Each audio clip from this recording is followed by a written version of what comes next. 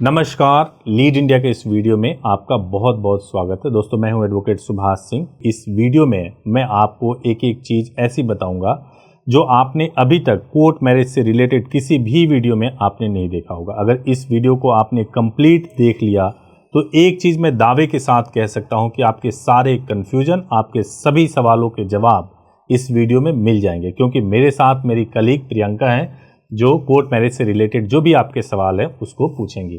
तो प्रियंका जी, आपका इस वीडियो में बहुत बहुत स्वागत है जी। पूछिए अपने सवाल। मैं आपको बता देती हूँ और मैं क्लाइंट्स के जो भी डाउट्स रहते हैं, अभी भी इस तरह की चीजें उनके मन में आती है, उससे रिलेटेड आपसे जानना चाहूंगी। और आप हमेशा तो बताती हैं, लेकिन फिर भी आप क्लियर कर दीजिए जी। जैसे कि सबसे बड़ी चीजें होती है सर कि अगर कोर्ट मैरिज, और आप जानते हैं, आपको तो आपसे बेटर कौन जान सकता है, कोर्ट मैरिज एक बहुत बड़ा फैसला है दोनों के लिए। बिल्कुल। तो इस सब में उनका जो ज्यादातर सवाल होता है वो ये रहता है कि कहाँ से करना ज्यादा सही है।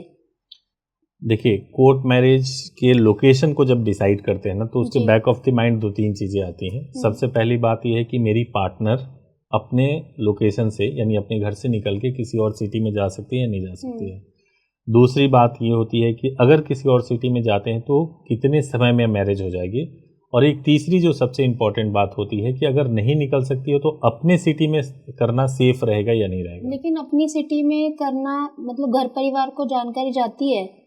अगर आप अपनी सिटी में करते हो तो कोर्ट एक इतनी बड़ी चीज होती है कि मैरिज जैसी चीजें छिपती नहीं है। बिल्कुल सर। हमने ऐसा देखा है कि जब लोकल सिटी में लोग कोर्ट मैरिज करते हैं तो जो मैरिज करा रहे होते हैं वो लोग भी आपके एड्रेस को बड़ी निगाहों के साथ पढ़ने की कोशिश करते हैं कि आप कहाँ के रहने वाले हो, और हम उनको इन्फॉर्म कर दें तो बहुत बायसनेस आ जाती है जी। तो हम लोग तो हमेशा ये रेकमेंड करते हैं कि आप कभी भी अगर आप कोर्ट मैरिज कर रहे हो तो आप अपनी सिटीज़ में मत करो, क्योंकि सेफ नहीं है। क्योंकि लेकिन सर आपको ही पता है, लड़कों के लिए तो थोड़ा सा इजी रहता है ये टास्क, लेकिन लड़कियों के लिए बहुत टफ हो जाता है। जब आप कोर्ट मैरिज कर रहे हो जी। जब आप खुद से डिसाइड कर रहे हो कि आपको अपनी शादी करनी है जी, तो फिर सिटी क्या मैटर करता है। लेकिन सर अगर मान लीजिए कि अभी बताना ही नहीं है शादी करने के बाद, तो क्या डिसीजन लेना चाहिए? मान लीजिए कि आपको बताना नहीं है और आप अपने शहर में जाके मैरिज करते हो जहाँ पे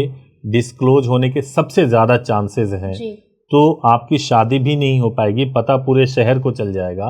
तो ये ठीक रहेगा, या किसी तरीके से आप ये जुगाड़ करो, व्यवस्था करो कि 2 या 3 दिन के लिए कहीं बाहर जाओ और वहां पे मैरिज कर लो, सेफली कर लो। और संभव ना हो अगर जहाँ पे निकल पाना, कोर्ट मैरिज करना अपने आप में ही संभव नहीं है।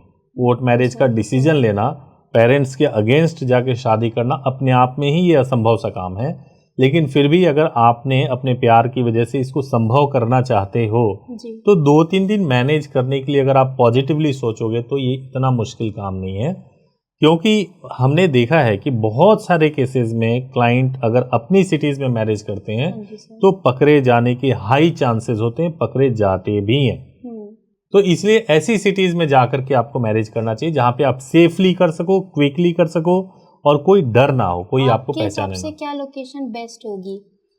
देखिए, हम लोग कम से कम 10 से 12 सिटीज में लीड इंडिया के माध्यम से आप कोर्ट मैरिज कर सकते हैं। लेकिन जो सबसे बेस्ट, मैं आपको 2-3-4 सिटी बताऊंगा। पहली सिटीज में बताऊंगा, अगर आप सेम डे, आपकी प्रेफरेंस है कि सेम डे आपको करना है जिसमें आपकी मैरिज भी हो जाए और मैरिज का रजिस्ट्रेशन भी हो जाए, तो जयपुर से कर लीजिए। ठीक है सर।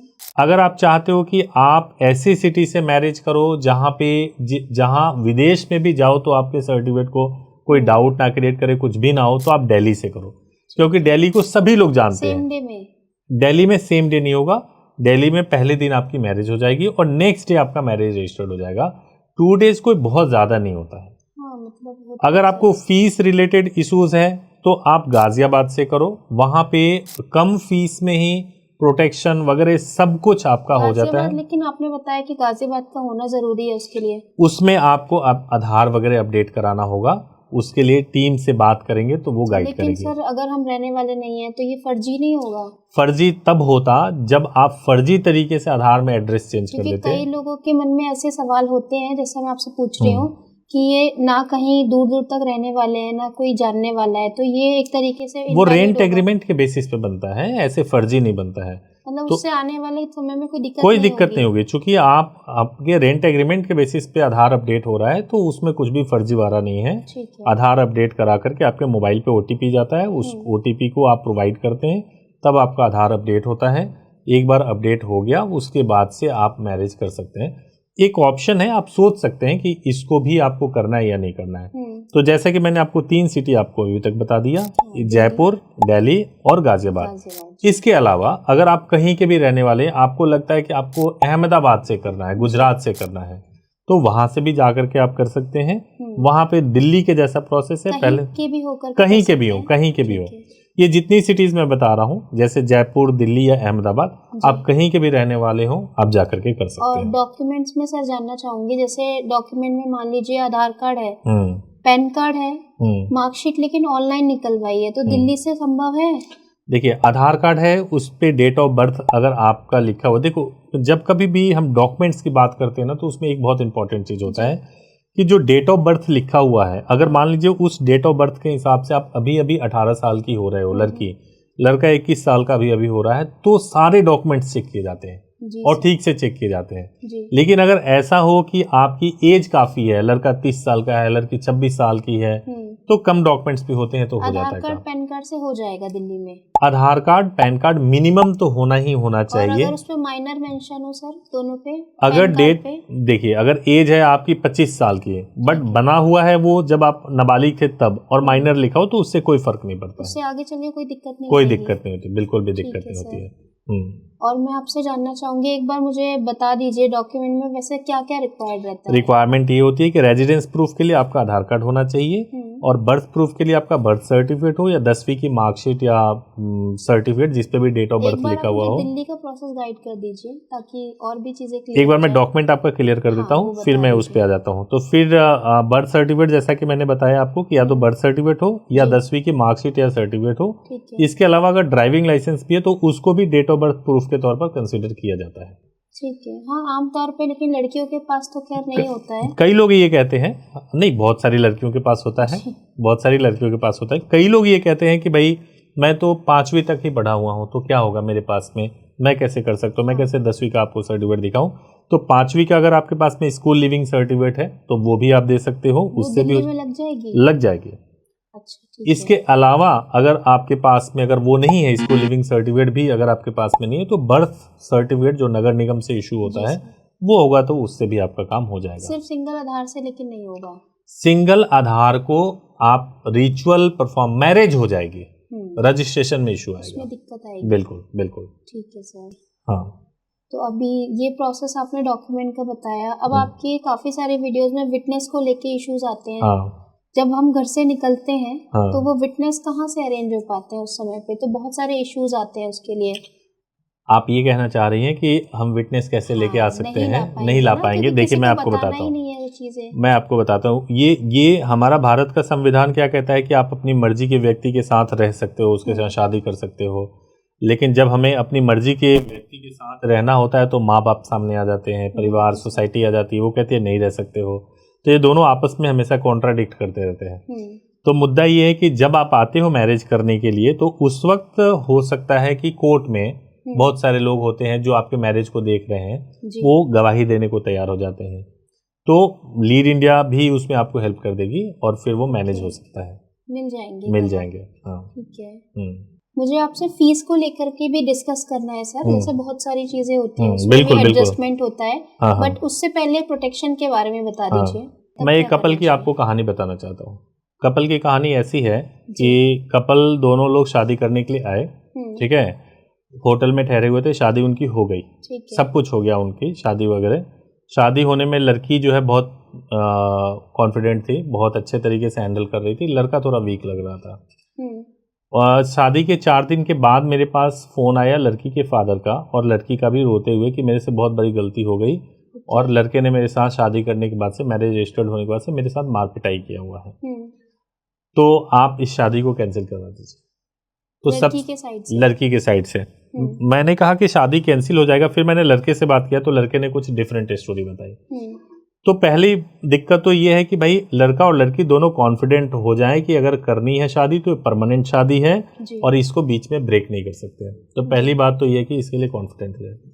दूसरी बात ये है कि अब आपको परेशान कब किया जाता है, पुलिस आपके पीछे कब पड़ती है। उसमें सबसे ज्यादा 90% चांसेस तब होते हैं जब आपके डॉक्यूमेंट्स फॉर्ज्ड हो, यानी आपने डॉक्यूमेंट के साथ कोई फर्जरी किया हो, या आपके डॉक्यूमेंट इनकम्प्लीट रहे हो, या फिर आपके डॉक्यूमेंट में कोई भी कमी रही हो, लड़की की एज नाबालिग साबित हो सकती हो, तो आपके खिलाफ FIR भी होगा, आप जेल भी जाओगे। ठीक है। तीसरी चीज जो इंपॉर्टेंट होती है कि अगर आपके डॉक्यूमेंट सही है, सब कुछ सही है और आपने कुछ गलत नहीं किया हुआ है और जिसके थ्रू आपने किया है वो भी व्यक्ति सही है, प्रोसेस सही तरीके से कराया है, तो इस धरती पे कोई नहीं है जो आपको जेल में भेज दे। अगर आप सही तरीके से कानून के साथ खड़े रहोगे तो आपको मदद करने वाला होना चाहिए कोई ठीक से व्यक्ति। कोई आपको जेल में नहीं भेज सकता, ना आपके पेरेंट्स को कुछ हो सकता है, कुछ भी नहीं होगा। लेकिन लोग गलत करते हैं। उसमें क्या करते हैं, जैसे मान लीजिए कि पुलिस को सूचना देना, इंटीमेशन भेजना है, ये जरूरी काम होता है कि आप इंटीमेट करो पुलिस को कि भाई शादी हो गई है, शादी के तुरंत बाद। इंटीमेशन आपने नहीं भिजवाया। कई बार पुलिस कह देती है कि भाई आपने कहीं और जाके शादी कर ली, पब्लिकली कुछ नहीं है, तो आपने न्यूज़पेपर पब्लिकेशन भी करा लोगे तो बहुत अच्छा रहेगा।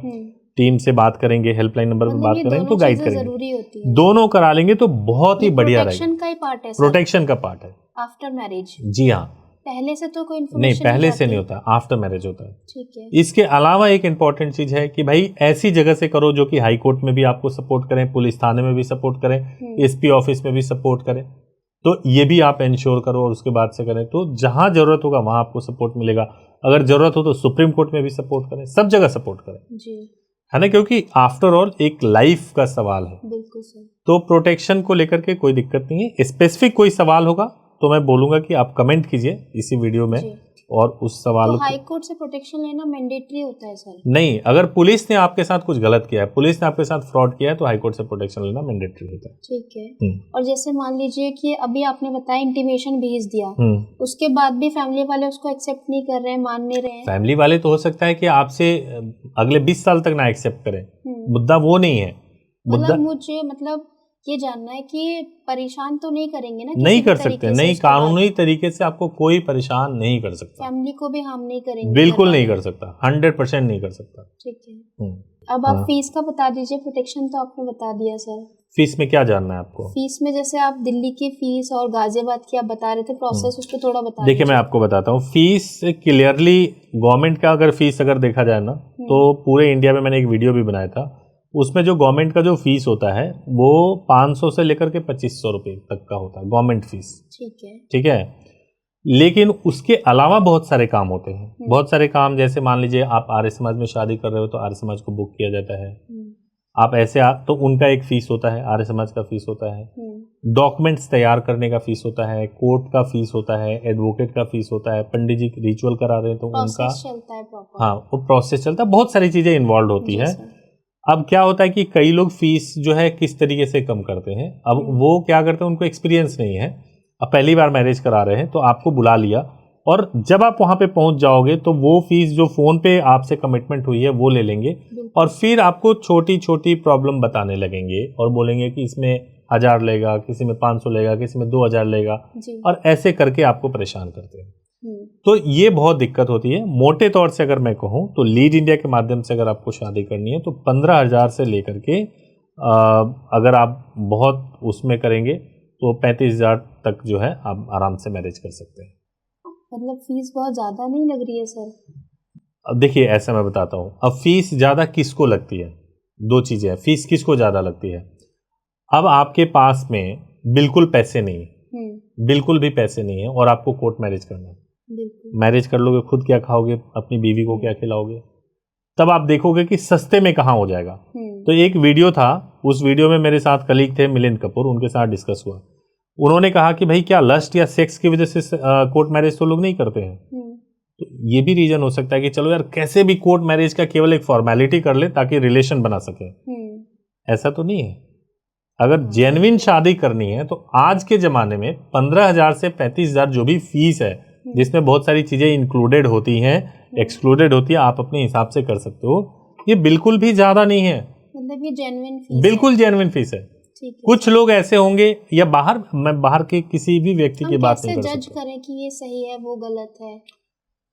अच्छा, एक चीज मुझे बताइए, आप जब जाते हो, आपने जो भी आपने कपड़ा पहना हुआ है, ठीक है, इससे कम पैसे के भी ये चीज मिल सकते हैं, नहीं मिल सकते हैं? आपने कैसे जज किया कि ये बढ़िया कपड़ा? देखा, क्वालिटी उसको टच किया, क्वालिटी वाइज आपने उसको थोड़ा एक्सप्लोर किया, तभी पता चला ना। तो एक्सप्लोर करो इसको भी। अगर आप हमारे लीड इंडिया के यूट्यूब चैनल पे जाओगे तो आपको पूरे सोशल मीडिया प्लेटफॉर्म पे आपको दिखेगा कि हमारे पास में मिलियंस में सब्सक्राइबर्स हैं, मिलियंस में फॉलोअर्स हैं। अगर आप देखोगे, कमेंट्स पढ़ोगे तो रोज बहुत सारे कमेंट्स आते हैं। अगर आप यही चीज गूगल पे जाओगे तो गूगल पे हमारे रिव्यूज सबसे ज्यादा है, उसमें आप देखोगे हमारी रेटिंग्स सबसे ज्यादा है, हमारे साथ ऑनबोर्डेड एडवोकेट सबसे ज्यादा है। अगर आप मेरे वीडियोस को देखोगे तो कम से कम 8 या 9 साल से कंसिस्टेंट वीडियोस यूट्यूब पे आ रहे हैं। अगर वेबसाइट leadindia.law की वेबसाइट पे जाओगे तो कंसिस्टेंट आर्टिकल आ रहे हैं। जज करने के लिए बहुत कुछ है आपके पास में, आप जज करो तो सही।